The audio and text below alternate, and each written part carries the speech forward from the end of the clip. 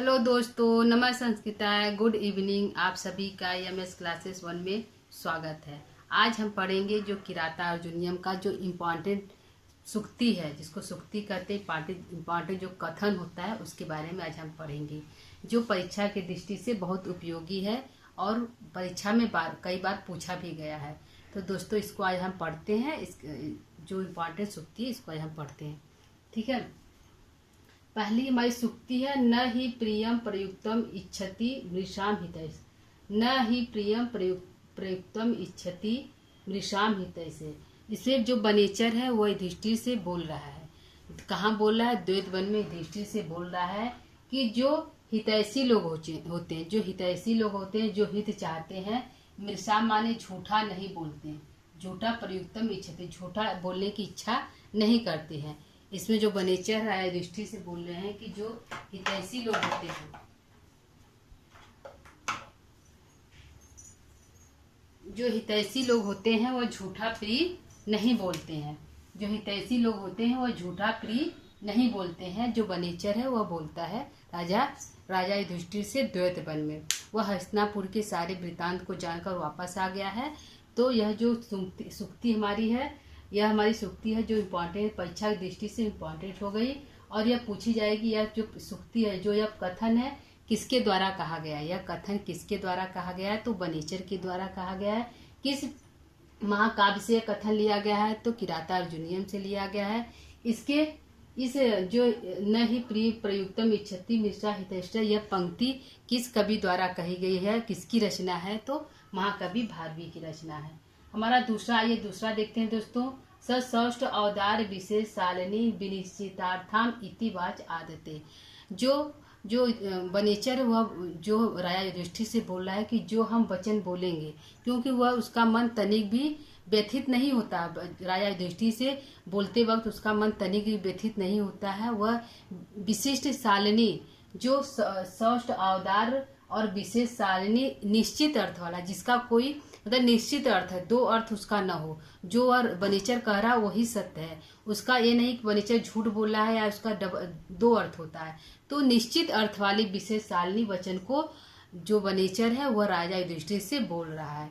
तो सौष्ठ अवतार विशेष सालिनी, बड़ी शालीनता के साथ निश्चित अर्थ वाली वचनों को राजा युधिष्ठिर से बनेचर बोल रहा है, द्वैत वन में बोल रहा है। तो यह पंक्ति भी पूछी जाएगी दोस्तों कि सौष्ठ अवतार विशेष शालिनम विनिश्चितार्थम इति वाच आदते किसके द्वारा कहा गया है? दुर्योधन के द्वारा कहा गया है कि बनेचर के द्वारा कहा गया है कि द्रौपदी ने कहा है, युधिष्ठिर ने कहा है? तो यह पंक्ति भी, यह जो लाइन है, इसको भी कहने वाला बनेचर ही है। कौन है दोस्तों? बनेचर ही है और द्वैत वन में राजा युधिष्ठिर से बोल रहा है। ठीक है दोस्तों, आइए हम तीसरा देखते हैं। हितम मनुहारी च दुर्लभम वचन। इसमें बनेचर कहता है, हे राजा, जो भी मैं कथन कहूंगा, जो भी मैं हस्तिनापुर की बातों को आपको बताऊंगा, वह हितम मनुहारी, वह असत्य भी, मतलब कि आपके लिए आप मुझे क्षमा करिएगा, आप मुझे क्षमा करिएगा, क्योंकि जो भी मैं बोलूंगा वह आपके लिए, आपके मन को अच्छा लग भी सकता है, नहीं भी लग सकता है। क्योंकि जो मनुहारी, जो हितैषी लोग होते हैं, जो हित लोग होते हैं, मनुहारी वचन दुर्लभ, जो हितैषी लोग होते हैं और मनुहारी, जो हितैषी लोग होते हैं मनुहारी वचन भी बोले, और मनुहारी और हितकारी दोनों वचन जो होता है वह दुर्लभ होता है, वह नहीं पाया जाता। एक साथ दोनों वचन, हितकारी भी हो और वह वचन मनुहारी भी हो, हित के लिए भी अच्छा हो, मन के लिए भी अच्छा हो, यह दोनों वचन जो है दुर्लभ होते हैं, दोनों वचन नहीं पाए जाते। जो हितकारी वचन होता है वो मनुहारी वचन नहीं हो सकता है, वह आपको अच्छा नहीं लगेगा, क्योंकि सत्य हमेशा कड़वा होता है, तो वह सही बात आपको अच्छी नहीं लगेगी, कड़वी लगेगी। और जो मनुहारी वचन होगा वह मन को तो अच्छी लगेगी, लेकिन आपके हित के लिए अच्छा नहीं होगा। तो बनेचर कह रहा है कि हे राजा, जो भी हम कहेंगे, जो भी हम वचन को आपके सामने कहेंगे, आपको अच्छी भी लग सकती, नहीं भी अच्छी लगती है, क्योंकि जो हितकारी और मनुहारी वचन दोनों दुर्लभ होते हैं, दोनों एक साथ नहीं पाए जाते हैं। ठीक है दोस्तों, तो यह जो वेरी इंपॉर्टेंट है, यह पंक्ति हमें बहुत बार पूछी गई परीक्षा में। परीक्षा की दृष्टि सबसे इम्पोर्टेंट है कि हितम मनुहारी चवर्णन दुर्लभ किसकी पंक्ति, किस महाकाव्य की पंक्ति है? तो किराता अर्जुनियम की है। किसकी है दोस्तों? किराता अर्जुनियम की है। और इसका वक्ता कौन है, किसने कहा है, तो वनेचर ने कहा है। ऑप्शन में आएगा द्रौपदी ने कहा, क्योंकि प्रथम सर्ग में 2 ही लोग बोले हैं, द्रौपदी और वनेचर। तो यह जो है हितम मनुआई च दुर्लभम वचम, यह पंक्ति जो है वनेचर द्वारा बोली गई है। किसके द्वारा बोली गई है दोस्तों, वनेचर द्वारा बोली गई है। और किससे बोली गई है, तो राजा युधिष्ठिर से बोला गया है। और किस वन में बोला गया है, तो द्वैत वन में एकांत में बोला गया है। कहाँ बोला है, द्वैत वन में एकांत में बोला गया है। और पूछा किस महाकाव्य से लिया गया, तो किरातार्जुनीयम से। किस कवि की रचना है, तो पंक्ति है तो भारवी की है, महाकवि भारवी की है। ठीक है दोस्तों, आइए चौथा देखते हैं। सदा अनुकूलेषु ही कुर्वते रतिम नृपेषु आत्मेषु च सर्व संपदा है। सदा अनुकूल होने पर, यदि राजा और मंत्री सदा अनुकूल है, एक दूसरे की बातों को सुनते हैं, समझते हैं, उस पर कार्य करते हैं, तो जो राज्य की संपत्तियां हैं सभी जो आनंदित होगी, सभी एक साथ आनंदित होगी, राज्य बहुत अधिक विकास करेगा। जो राज्य है, राजा का राज्य है, वो बहुत अधिक विकसित होगा।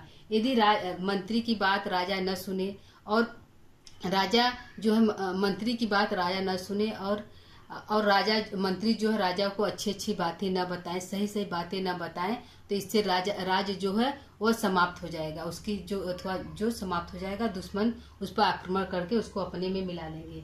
तो वही वनेचर कहता है, सदा अनुकूल रहने पर, यदि आप और हम मंत्री और राजा यदि एक साथ रहेंगे, तो जो राज्य की सारी संपत्तियां हैं, जो सारी संपत्तियां वह रति करेंगे, आनंदित होंगे। ठीक है दोस्तों, तो यह पंक्ति भी हमारा जो वनेचर द्वारा बोला गया है।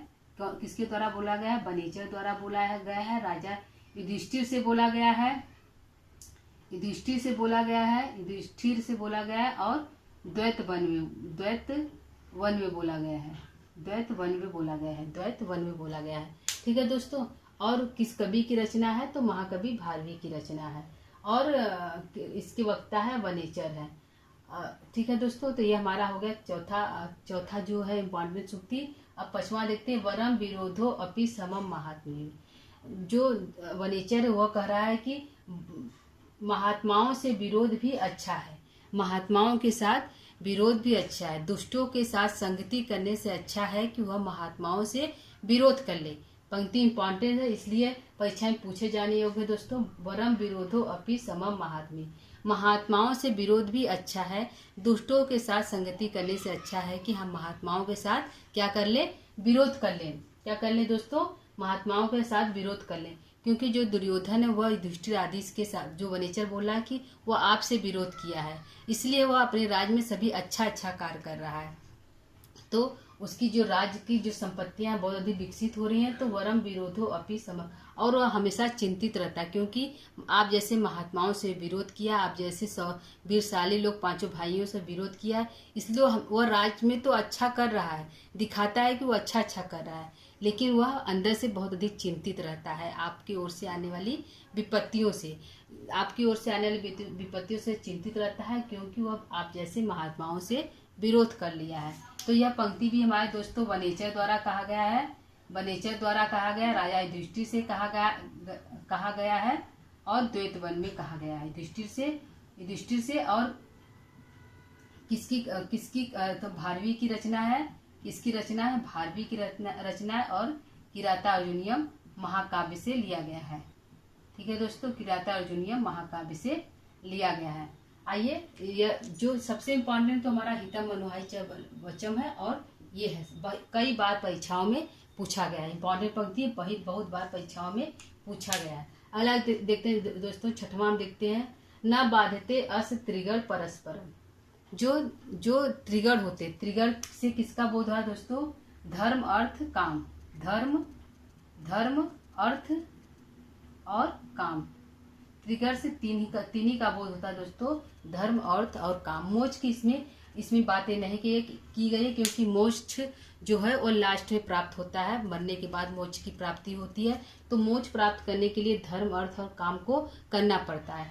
जो दुर्योधन के जो त्रिगण हैं, धर्म अर्थ और काम, आपस में बाधित नहीं होते, परस्पर एक दूसरे को बाधा नहीं पहुंचाते, और राज्य में मित्र की तरह मानो रहते हैं। जो इसके त्रिगण है मित्र की रहते हैं। क्यों मित्र की तरह रहते हैं, न बाधते अस त्रिगण परस्परम, जो दुर्योधन की जो त्रिगण है आपस में परस्पर एक दूसरे को बाधा नहीं पहुंचाते हैं, मित्र की तरह रहते हैं। तो दोस्तों क्यों रहते हैं? क्योंकि उसके गुणों पर आसक्त है। जो उसके त्रिगण है, धर्म अर्थ और काम, तीनों जो है उसके दुर्योधन के गुणों पर आसक्त है। उसके गुणों से इतने अधिक खुश हैं कि उसको जो है, जो इसके त्रिगण है आपस में बाधा नहीं पहुंचाते। क्योंकि दुर्योधन जो है धर्म करते हुए काम अर्थ की चिंता नहीं करता है, और अर्थ करते हुए काम की चिंता नहीं करता है, और जब काम की इच्छाओं की पूर्ति करता है तो धर्म की चिंता नहीं करता। जो तीनों का वह समय बांटा हुआ है, तीनों को दिन और रात का विभाजन करके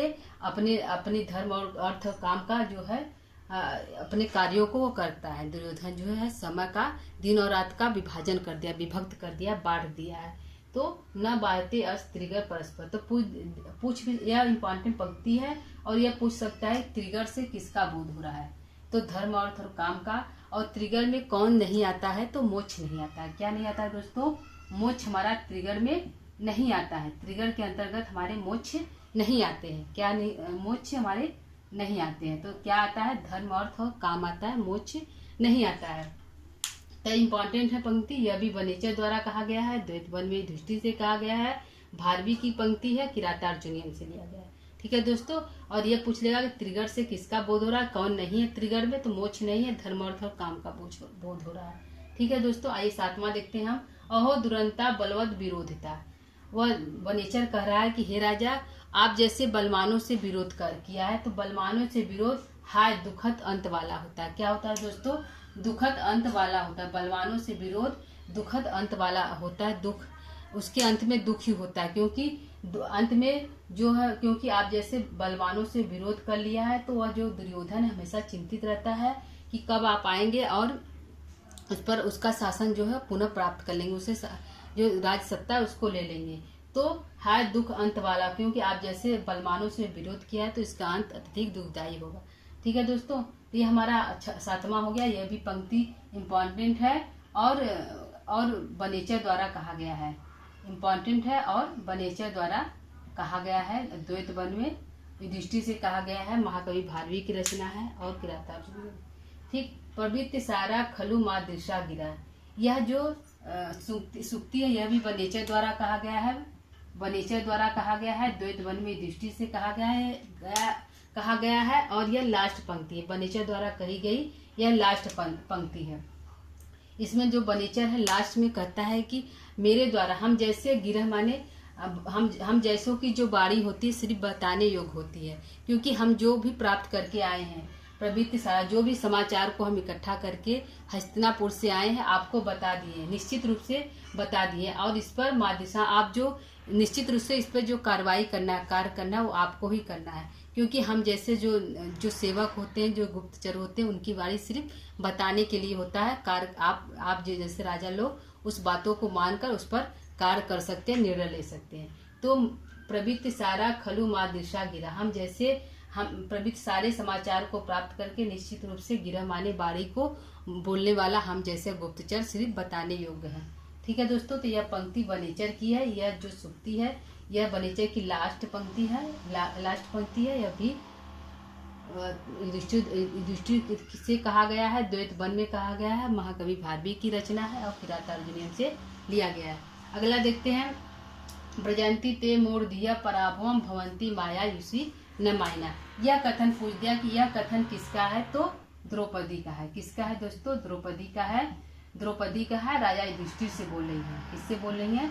राजा युधिष्ठिर से बोल रही हैं। और कहाँ बोल रही हैं? तो अपने भवन में बोल रहे हैं। क्योंकि कृष्णा सदन में वो बोल रही हैं, तो अपने कक्ष में बातें कर रही हैं। कहाँ बोल रही हैं? अपने भवन में बात कर रही हैं। द्रौपदी भवन में बात कर रही राजा युधिष्ठिर से।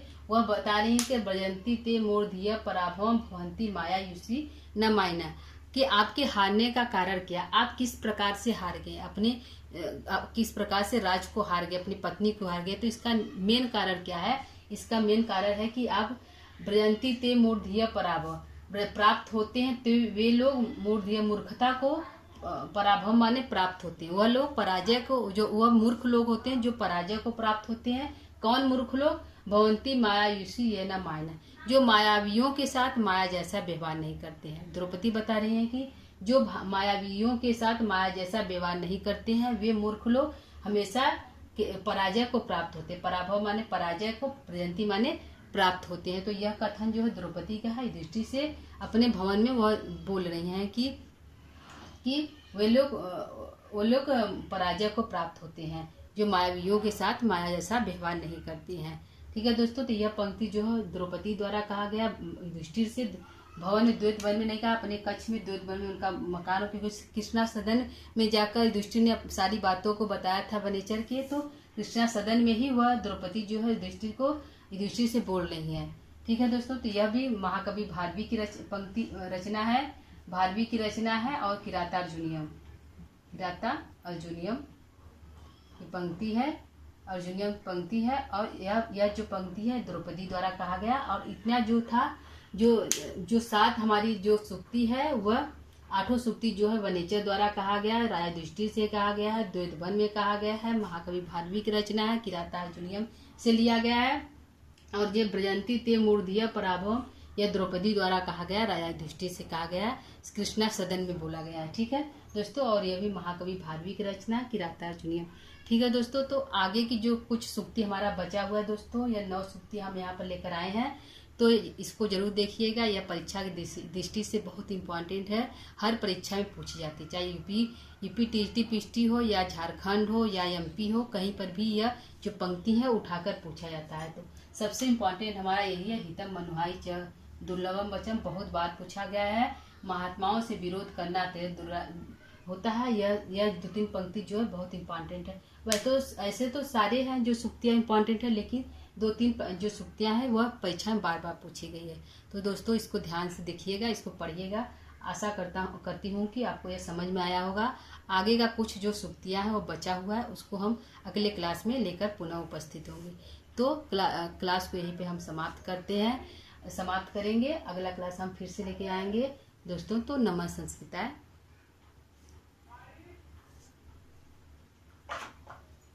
एक बार इसको आप लोग फिर से देख लीजिएगा, इम्पॉर्टेंट है, इसलिए इसको हम लेकर आपके समक्ष उपस्थित हुए।